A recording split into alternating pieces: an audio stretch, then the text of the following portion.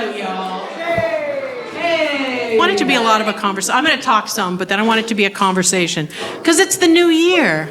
And it's when we all decide what we sucked at and what we're going to do better at. I've got mine. Who's got theirs? So, for how many people are brand new to First Monday? Oh my God, bless your hearts, because it's right after the holidays, and we thought maybe 2 people would show up. I'm talking to these guys like, it's gonna be you and me, guys. That's what we're doing. Nobody's coming. But, it's great that this means enough to people that they keep coming out, because this is the time when we connect, and it's pretty great. So this one, there's an invisible panel, but it really is mostly about letting you know about a couple of things that are happening right now. The first of them is obviously Portland Music Month. How many people can describe Portland Music Month to their friends? Okay. All the rest of you are going to be tested before we allow you to leave. So let's get this, so pay attention. So Portland Music Month is the second annual. Last year, we got City Council to recognize commercial music and call January, the dankest month of the year, Portland Music Month, because it's the year when fewer touring artists are here, more locals play in the big clubs, the venues are having a hell of a time getting people in there, and that couch is so damn comfy. All of us are like, I'd like to see that show, but So we had to create an event, something that's a promotional campaign that connects the dots across all of Portland music, that doesn't cost the artist anything and doesn't cost the venue anything. It involves a small upcharge on the ticket that goes directly into the musician fund. How many people got a Holler Fund or an Echo grant this year? I know at least one of you in the room. There's a Holler, there's a Holler, there's a Holler, oh, you got an Echo fund, and then Annie is here somewhere. She got a Holler Fund. So, we're creating grant programs through things like Portland Music Month. But righteous goodness is not enough to get people off the comfy couch. We have added the See Shows Win Big sweepstakes, which involves, you go to a show, one of the participating shows that you can see on portlandmusicmonth.org, tattoo that on your wrist, portlandmusicmonth.org, and find a show, and it'll let you hear all the bands that are performing, including the openers in many cases. Thanks to Liz Gabriel, raise your hand, Liz, who has created this phenomenal system that is available all year long called Near Here, Nearher. Go and find it, because Willie Week has fallen down, and we've tried, and they don't care that they have shitty listings. The best and most complete listings for live music in Portland in any month is Near Here. So everybody take out your phones, write it down. You're gonna be taking notes at this thing. Near Here. It's nearhere.app. Is that the nearhere.app? But on portlandmusicmonth.org, Near Here is embedded. So all of the participating shows, you can hear the bands, you can find your new favorites, because you're gonna wanna go to a lot of shows in January. Not only to support the musician fund, but because you go to one show, you get entered once in a sweepstakes. The sweepstakes is giving away a 1974 and a half, which just dodges the DEQ requirements of 75, convertible red, fully reconditioned MG Midget sports car. Or first-class travel anywhere in North America, including Canada, including Alaska and Hawaii, for 2 people.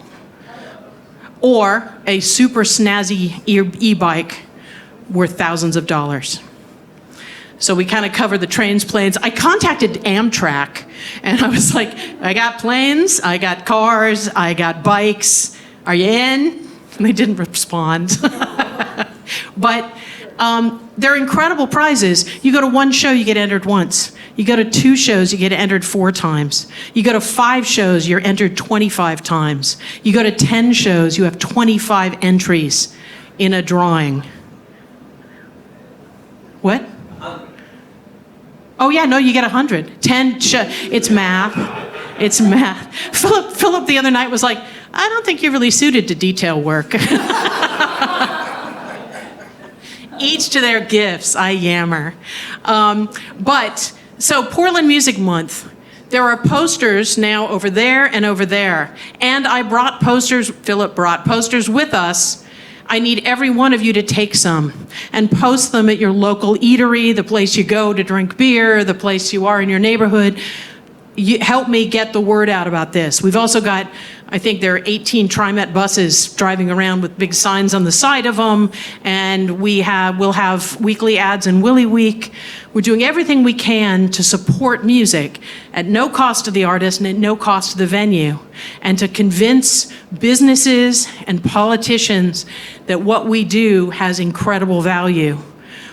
Missy, let them take it at the end, because otherwise they're all going to sit on them. Have you met this crowd? Yeah. But please make sure, and Missy will hold you to it, that you take one of those as you're on the depart. So how many people now can describe Portland Music Month? You pass. Malachi's like, maybe. Yeah, no, I mean, it's gonna be huge, and we want it to be enormous, and we want to make tons of money for the musician grant program, and it's all about creating the right things for the right reasons. And I've been thinking a lot. I'm gonna go off talk for a minute. My mother used to collect crazy people. The people that everybody else called crazy. You know, the guy that loved to play with trains as a kid, so once he was retired, he bought a full-size locomotive and put it in his front yard because he liked to play with trains. And other people that did kind of amazing things that other people would go, why is that worth that much effort? And I know that's how a lot of people see music. You know, it's so much effort and it's so hard and it gets increasingly little acknowledgement. And my mother used to say that those people gave her hope because they could be spending that energy making bombs or hurting people. None of you are hurting anybody, and what you do is so important. And when in doubt, just imagine what you do as a locomotive in your front yard. Anyway, I love you all. Let's hear from a couple of other folks. I'm going to hit you first. You may have seen in the newsletter, there's an amazing program being done. Music Portland is a convener. We don't have to do everything. It's about bringing the good stuff to you. There's a program that Arthur's going to talk about that looks really, really useful, and I think a lot of people can use it. You want to give a spiel? Hello, I'm Arthur Brewer, and I joined like 2 months ago. And when I joined, I was like, what do I put in as my business? Because I'm a composer. I have created composerresidence.org. I also am involved with a collective of composers. I do this and I do that. And I also have this music summit that a friend of mine created 2 years ago. So at the beginning of the pandemic, my friend Garrett Hope, who has the Portfolio Composer podcast, which looks at all the different ways that you can have income in music, particularly as composers, but in all sorts of different ways. Musicians, composers, people who do recording, you have all sorts of different channels of income. So he has this podcast, The Portfolio Composer, and he wanted to help people. So in 2020, at the end of the year, he reached out to me and said, I want to help people do business as musicians. And so what I'm thinking about doing is doing an online seminar where everybody does a recorded presentation, and we get as many people as I can get to do recorded presentations, and we put it over however many days we need.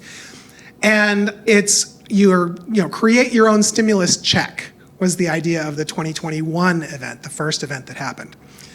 And he managed to get 27 presenters to record a 30-minute presentation about some part of music business, some part of being a person who is in the music industry in business. And whether you like it or not, a lot of people that I talk to don't like the idea that you are in business. They think business is a four-letter word. It's not. There's not 4 letters in business. It's basically we're out there creating music and creating stuff, and we're getting gratitude for it. And sometimes the gratitude is money. So we're in business. The idea is make ourselves think in terms of business. So after that first year, we got 27 people to do this presentation, the Ultimate Music Business Summit. He asked me and another person if we would help him create this thing because it was too much for him to do all by himself. And last year, I can say last year now because it was 2022, the three of us, put together the Ultimate Music Business Summit with all live presentations. It's online, it's musicsummit.biz. All live presentations. We had more than 30 presentations last year. This year we have, I think, 36 presentations. The presentations are between 30 and 40 minutes at the most, and you are there live with the presenter, so you can ask questions live during the presentation if there's something that isn't clear from the presenter or whatever. All sorts of different topics about money, topics about marketing. I will be giving a presentation about staying in touch with the people who you are connected with, because that's one of the things that I've been in business now for 20-something years, and I've got a bunch of systems for making sure that I'm staying in touch with people so I don't let people who are valuable to me disappear. And it's the Ultimate Music Business Summit, musicsummit.biz. It's this Thursday, Friday, and Saturday. So it's coming up right now. 30-something presentations. If you do the math, the presentations are basically about $1.50 each for the basic ticket. There's 2 tracks of presentations. They are live. There's networking events where you can connect with people online. I managed to connect with other composers and other performers last year that I was able to get music played, and I was able to get people for my own podcast, other composers, because I have a podcast that I talk with other composers. And I networked and made some great connections. So this is something that really helps you with the one thing that is the main piece of equipment you're gonna have your entire music career. And that's your knowledge, that's your brain. So it will help you improve a bunch of different music skills. We tried to make it as broad as possible in terms of the topics, but basically every single topic is something you probably would be able to benefit from in one way or another. So if you teach lessons, there's a bunch of things about teaching lessons. If you're concerned about money or taxes, sometimes there's things about taxes. We have the keynote speaker is about branding yourself, because branding yourself is important. Being able to go up to somebody and say who you are and what you do quickly and get it sold to them fast is an important business skill. And again, we're all in business. We're in the business of music. One way or another, we are in the business of music. And what does it cost? The basic ticket is, I think, $37. And again, it's basically comes actually now almost to about $1 per presentation. Although again, it's 2 tracks, so you have to pick and choose which ones you want to watch.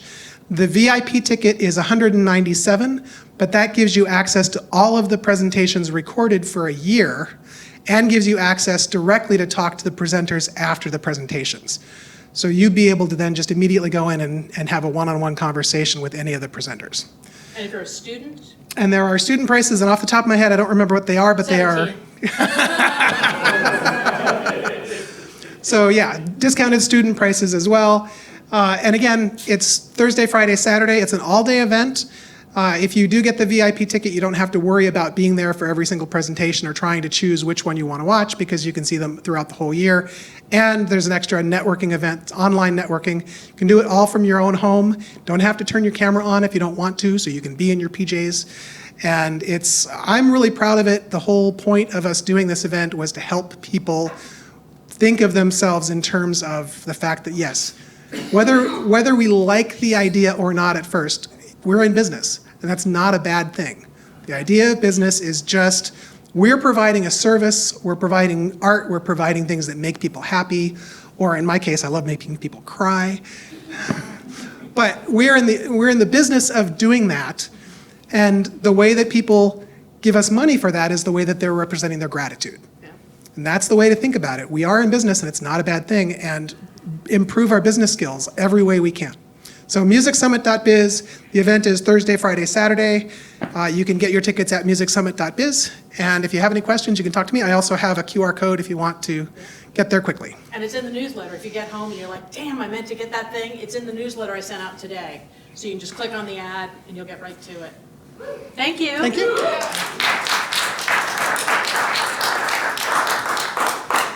I used to have artists when we first started, and they would say, well, you're talking about the industry, what about me? And I'm like, are you a hobbyist? I mean, what? And it is funny. It takes a long time for people to start to feel comfortable. And in Portland, there's always been this weird kind of dynamic tension between hustle and art. You know, it feels like if you're hustling too hard, you can't really be that good. Not in Portland. You know, suffering is what validates art, apparently, here. I spend my days trying to buck that. So we have another winner from the Echo Fund here in the back. There we go. Yeah, there's Colin Dyer. Yeah, so we're making something happen. This is a movement. And we need everybody that comes to these things not to just enjoy the convivial company of people, but when we put out a call going, we need this, you got to step up. Pulling up Sherry Jameson. Hello. Howdy. I'm Sherry. I am an arts and nonprofit management professional, but I'm also an opera singer, and I'm new to the area. And it's just been such a pleasure to get to know you and sort of like dive in the deep end with Mara and Music Portland and Music Oregon.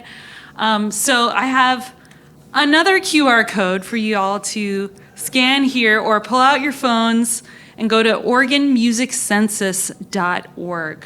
I'm working with Mara. I'm the project manager for this program, and yeah, so I'm leading. Yes, Honestly. Okay. Thank you. Yes, Thank you. absolutely. Yay. Thank you.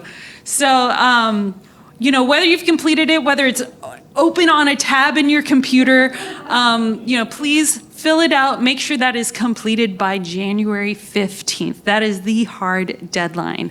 So one of the questions that has been coming up is like, well, what is this for? Like, what benefit does this have?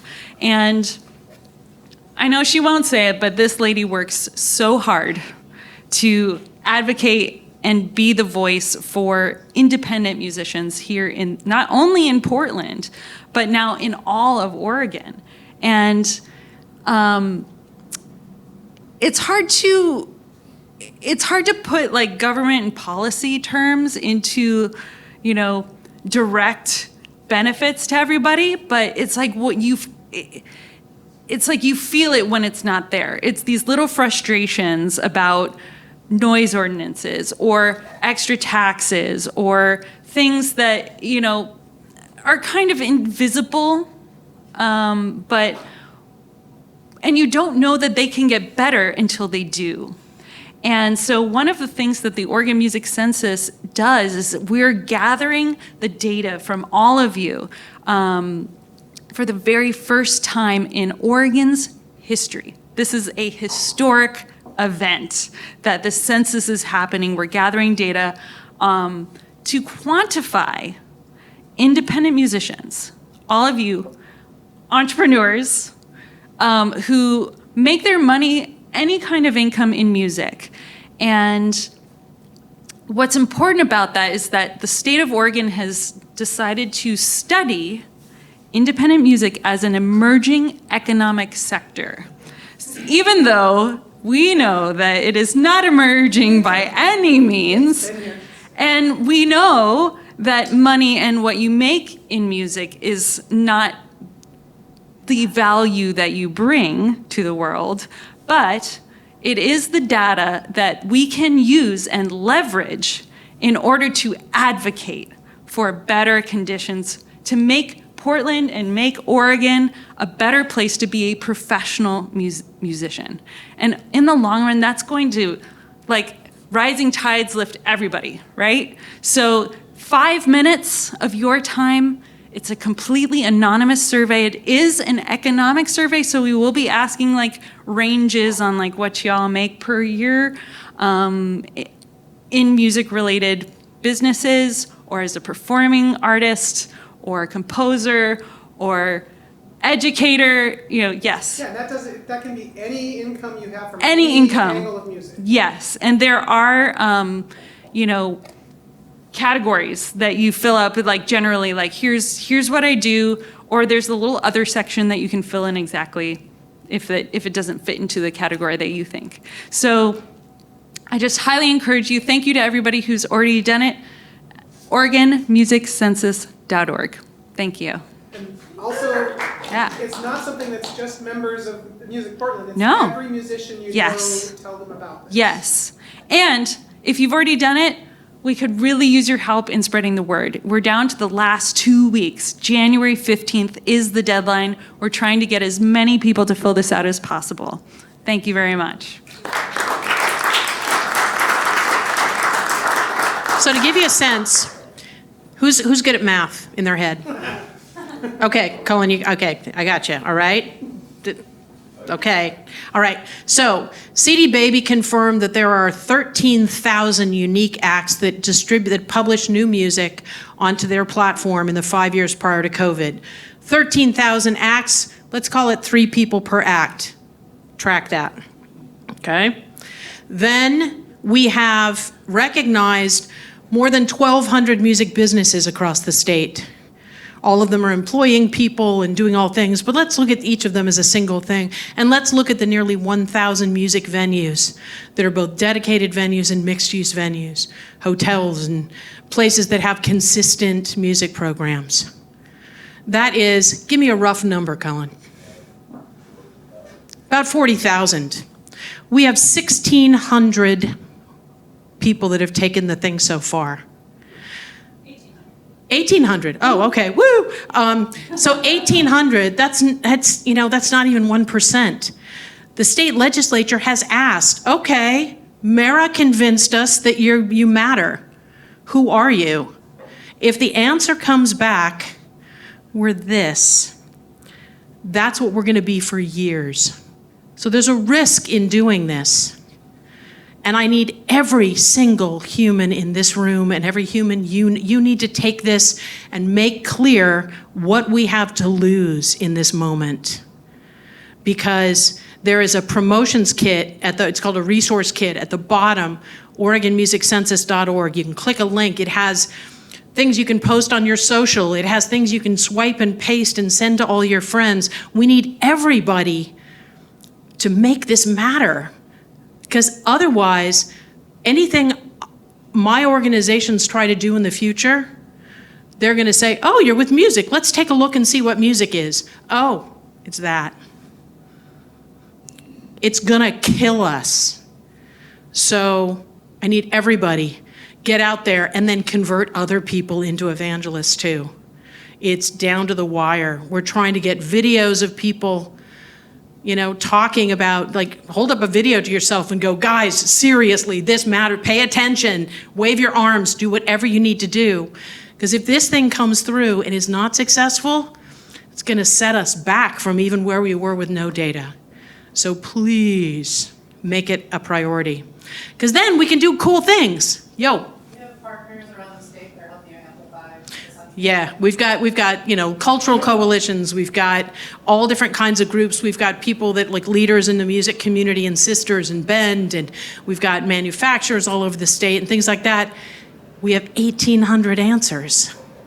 We need to keep hitting. And they say, I have 30 years in business development, it takes 5 approaches to get somebody to do something. So we've advertised at them. We've been on the radio. We've been on the television, sadly. We've been on, send them direct emails. We've done all these different kinds of things. Getting a personal contact from somebody they know saying it matters is the icing on the cake. It is the most important thing that they're going to receive to motivate them to actually do the job. So text them. Exactly. Text people. Just like, hey, heads up, do this. No bullshit. Do this. Let's have a hand count. How many people right here and now where I can see them, because I know where you all live, are going to help us? Come on. With purpose. There you go. Hey, I wasn't sure over here. There we go. Excellent. You guys, thank you so much. Now, I want to hear, are there any things let's hear you guys talk. Stop listening to me. How have we been doing? Have we been doing the right things? Are there other things that you know need to be done? I know Zach, is coming from a production standpoint. Jackpot Studios here. What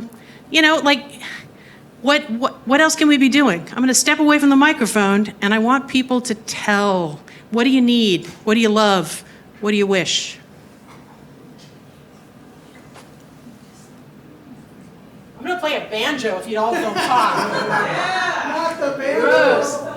I've been creating like Excel spreadsheets with venues and like contacts that are current and how much they, and occasionally I'll share them with musicians I know, because I don't feel like I should be the only one who should know this stuff, and they add stuff to it, and we create this like shared resource. And it'd be cool if maybe venues kind of had, there was some kind of bridge between venues and musicians in town, where venues could be like, hey, we're booking music, here's your contacts, so you don't have to bother them with emails and random calls, and more of like a shared place where venues and musicians can have a marketplace of looking for gigs, knowing how much you get paid up front before you start talking to them about getting a show. Yeah. Like, what's the sound situation, and having this kind of, again, I realize you're the staff, and then you don't have a lot of bandwidth. It sounds like a partner thing, like near here or something. Like Well, actually, it's an amped up deal. That's exactly what amped up is trying to create. They don't tend to do for top line venues. If you want to play at Mississippi, it's not necessarily going to be in that. But I think as local musicians, you need to have a kind of mixed portfolio. I had a great conversation with Lori Hughes, who has long been on our board, who books Mississippi and Polaris and a bunch of other things. And she was saying that touring acts right now are no longer bringing openers, because the economics have changed, and gas is expensive and hotels are more expensive, and it doesn't pencil in the same way, which means there's a great opportunity for local bands to present themselves as prospective openers for touring acts. Now, what you need to remember is the value that you bring to that bill. Particularly if you can demonstrate that you have a draw, you're bringing people to that show, which gives you value, which means they need to pay you for that value. But I think that there's some sort of shifting sands a little bit, and we're going to be I asked Lori, and she's going to put together a panel of talent buyers to kind of re-up. We did it a while ago, I can't remember how long ago, but we did a panel where they were like, this is what we need from you, here's how we do it. What she said is that I think a lot of local artists, emerging artists, are hustling hard. And they're like, cool, I'm going to play at Artichoke, and then I'm going to play next week at a McMinimans, I'm going to do this. She's like, I look at those, and they've played twice in the last 2 months. I don't know that they're going to have a draw. So we need to all think about saturation from a talent buyer's perspective.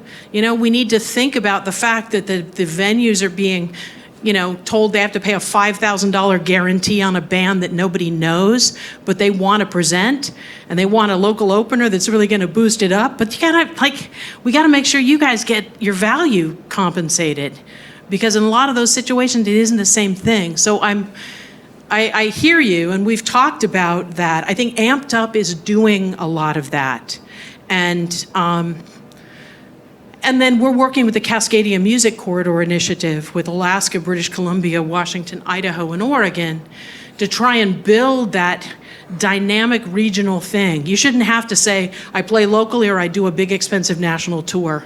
You should be able to say, I got 5 days in a shitty van. I want to play 3 shows and never be more than half an hour from a service station.